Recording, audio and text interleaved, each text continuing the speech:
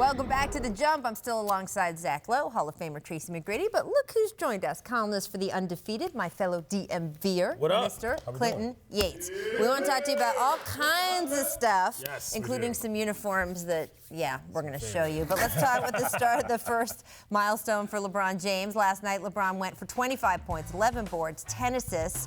This was important because it now gives him his first triple-double against the Thunder, and that makes him the first player in NBA history to record a triple-double against all 30 teams.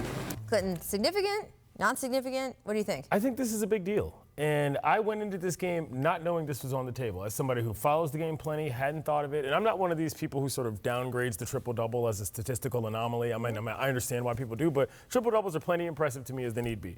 And throughout the course of that game, I'm thinking to myself, well, if he pulls this off and he's the first person, what an indicative thing of his career versus so many other people. When I think of different eras, I think of what people did that nobody else did. Jordan, rings, never lost the finals. You think about, Curry, first unanimous and only unanimous MVP. Think about this kind of stat for LeBron. I'm like, this makes a little sense. This guy dominated the league in many different facets from many different places. And he's done it against everybody. It's very appropriate for me in terms of what LeBron's legacy is really about. And the completeness of his game. You're not buying it? No, I'm buying it. I mean, I think this guy could have, if he wanted to, average a triple-double for his career. Sure. I mean, he's just that talented. Wow. Right? Oh, absolutely. For his career, that would be good. You out of all people, no. No, I like it. I like it. I think that's a cool way to put it. For him, absolutely. So I'm not, surprised by this. I'm surprised that Russ has never done this. Well, because the one team Russ has never had a triple-double against is OKC. So he's only played them once. Well, that's why I think this is cool for LeBron, because part of LeBron's story is that he's not a one-team guy. He took ownership of his career. He always took short-term contracts to leverage the fear of him leaving.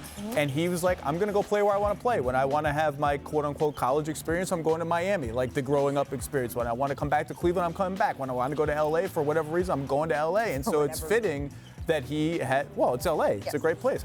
And so I think it is fitting in a lot of different ways that he's the first to do this. I do like it shows the completeness of his game, the fact that he does think passing is such an important part for a guy who could score the basketball whenever he wanted to, if he had wanted to.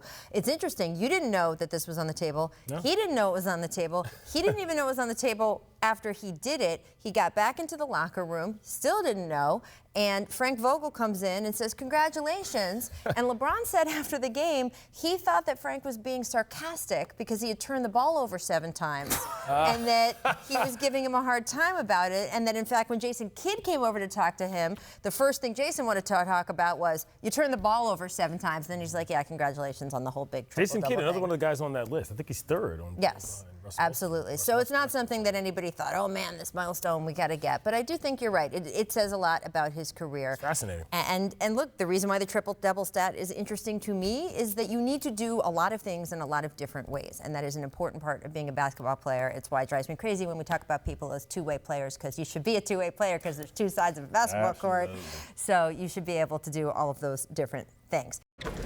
Thanks so much for watching ESPN on YouTube. For more sports analysis and highlights, download the ESPN app. And for live streaming and premium content, subscribe to ESPN+.